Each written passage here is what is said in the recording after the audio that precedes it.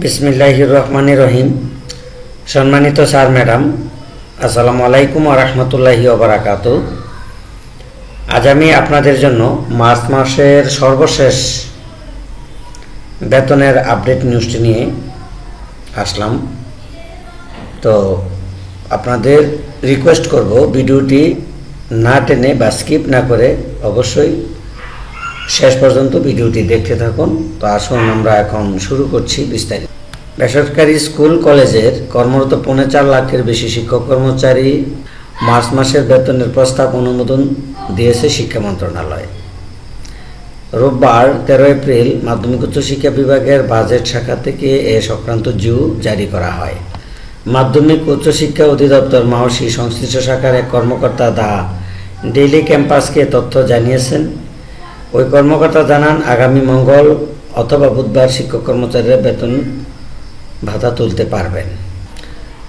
মাওসির EMIS sell সূত্রে জানা গেছে, 3,77,091 জন শিক্ষক কর্মচারীর মধ্যে কলেজের 86,789 জন এবং স্কুলের রয়েছেন 2,29,312 জন। বৈশাখী ভাতা 3,75,514 জনের মধ্যে স্কুলের রয়েছে 2,88,893 ও কলেজের 86,621 জন শিক্ষক কর্মচারী। জানা গেছে, সরকারি কর্মকর্তা কর্মচারী এফডির মাধ্যমে বেতন ভাতা পান।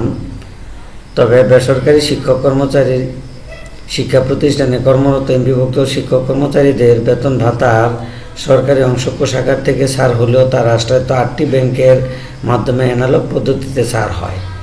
এই অর্থ তুলতে শিক্ষকদের নানা ভোগান্তিতে পড়তে হয়।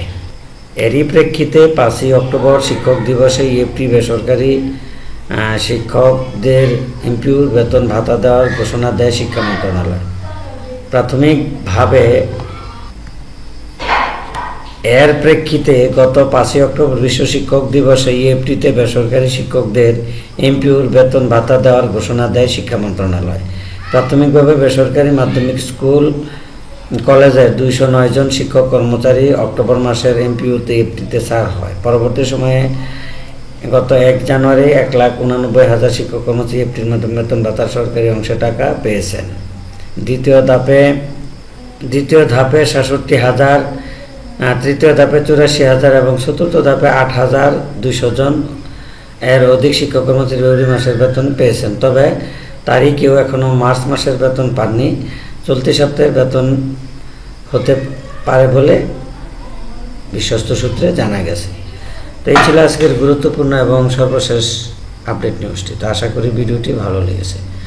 তো এই জাতীয় ভিডিও পেতে অবশ্যই টেকপরিট ইউটিউব চ্যানেলের পাশে থাকবেন এবং চ্যানেলটি সাবস্ক্রাইব করে রাখবেন। তো আজকের মতো ভিডিওটি এখানে রাখছি। আল্লাহ হাফেজ।